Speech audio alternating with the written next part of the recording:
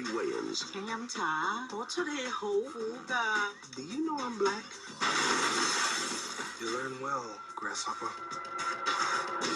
The Glimmer Man.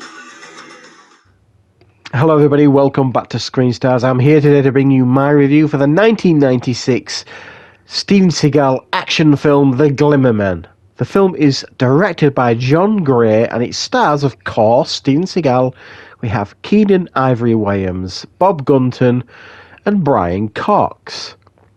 Now the film focuses on Steven Seagal's character, Lieutenant Jack Cole, who is partnered with Keenan Ivory Wayans' character, Detective Jim Campbell. Now there is a serial killer on the loose, played by Steven Tobolowsky. Now this serial killer kind of kills people in a very, very specific way, like ritualistic type of stuff. And there is also a side plot where there is a local businessman who's trying to cover his tracks, so he gets one of his men to kind of basically duplicate and copy these serial killers that are taking place, so that people think that these other deaths are connected, obviously, to the serial killer, but in actual fact, he's using it to cover up his own criminal activities. And Steven Seagal and Keenan Ivory Wayans have got to kind of figure it all out and stop the bad guys. Right, what are my thoughts on The Glimmer Man? Well, as you may have noticed just recently, or the last, 6 months or so, maybe a bit longer, I've been doing like classic action star reviews. I've been doing like Stallone, I've done Arnie, I've done some Tom Cruise, I've started doing Chuck Norris, and I'm going to continue with Chuck Norris and some Arnie, and I'm going to move on to Stallone, but I also want to do some Seagal, and I want to do some Van Damme. So they're all going to get some attention. They're all going to get some classic reviews. Now, it's easy these days with Seagal because he has become kind of almost like a figure of fun. There's so many channels out there that kind of get good views, like crapping all over his terrible films, because God knows he's made a lot of terrible films this last 15, 20 years or so, something like that. It's like he just doesn't care anymore. So I did go through a phase a couple of years ago. I was trying to catch up with Seagal films and watch and review as many of his films that I hadn't seen, because I hadn't seen a lot of them, certainly these bad ones this last 15 years or so. And I watched and reviewed a couple of them on the channel, 2 or 3 maybe, and I couldn't do it anymore. They were so bad, I just lost enthusiasm.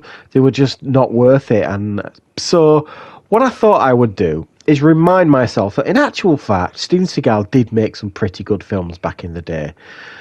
He had a pretty strong run there until maybe, I don't know, the mid to late 90s. He did some decent ones in the early 90s as well.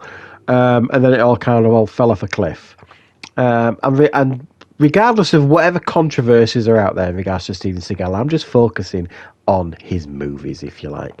And The Glimmer Man is actually one of my favourite Seagal films. Now, it's not a film that many people are particularly fond of. It's not a film that many people will highlight as an action classic or anything like that. But when you compare this film to some of the films in Steven Seagal's filmography, this is like, Shawshank Redemption compared to some of them, I promise you. I've always had a bit of a soft spot for this one. Now, I do think this film is problematic in some aspects, because I think the start of this film is quite good in the sense of you've got Seagal, and he was going through his phase, and we'll talk about this a little bit later in this film, where he was kind of going through his Buddhist monk phase in real life, you know what I mean, save the planet sort of stuff. And he was kind of turning his back on violence, which, when you've made your pounds and pennies by making action films and killing people on screen, it's a bit late for moralistic stuff, Stephen. But, yeah, so he was kind of going through that phase when he made this film. But I thought it was actually a pretty good setup to this film. This serial killer, I thought initially we were going to get like a film with him chasing down a serial killer, blah, blah, blah, all that kind of stuff. And then this other conspiracy comes in, where this other businessman is using this serial killer's killings to cover up his own criminal activities by copying the killings, by getting rid of people he wants to bump off, sort of thing.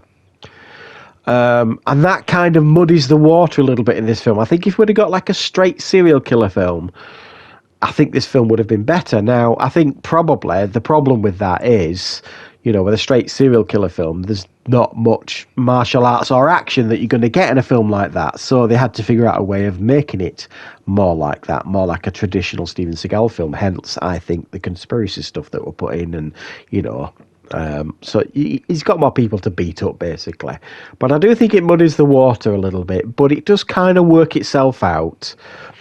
I think some of the action scenes and martial arts scenes in this film are amongst his finest of the era.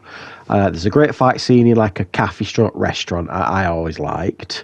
There's a great fight at the end between Seagal and the bad guy, even though it's a bit too one-sided for my liking. I would have preferred it to have been a bit more balanced, because that's what it was kind of promising us, and we never really got that.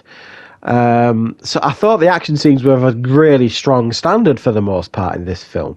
And believe it or not, and my understanding is I don't think they actually particularly got on well on set. But to be fair, nobody really got on well with Steven Seagal on any of his movies. The chemistry between Keenan Ivory Wayans and Steven Seagal is actually pretty good. Keenan Ivory Wayans has always been like,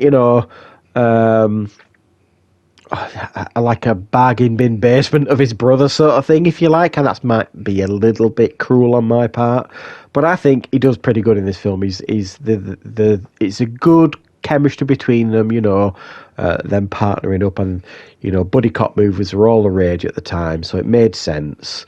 And I thought it worked. He was the comedy, Seagal was the serious one, and they kind of bounced off each other pretty well, and there were some quite amusing scenes here and there between the two of them.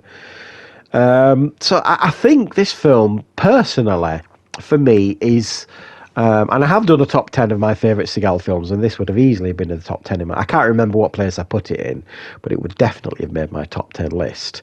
But I think it's a good Steven Seagal film.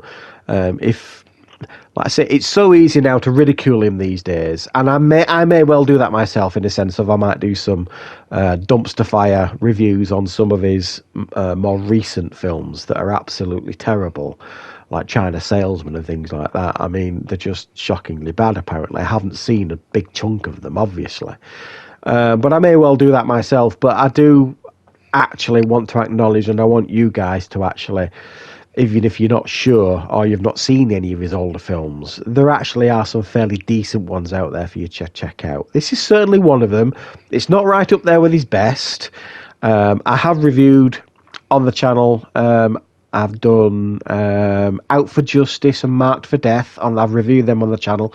Marked for Death's my favourite Steven Seagal film, but I'm going to kind of review some more here on this channel of his earlier catalogue, like Under Siege I'm thinking of doing, things like that. Hard to Kill I've not reviewed, and maybe Exit Wounds, things like that, just to remind myself and other people that he was a relevant and very, very popular action movie star back in his prime. So I hope you enjoyed checking out this review for Glimmer Man. Check it out if you've never seen it. It's not a perfect action film. There are problems with it, but it is a lot of fun at times as well, and I do think the action stands up, and it's a pretty good watch. So thanks for checking out this review, guys. I'll be back with more reviews and content on the channel very, very soon.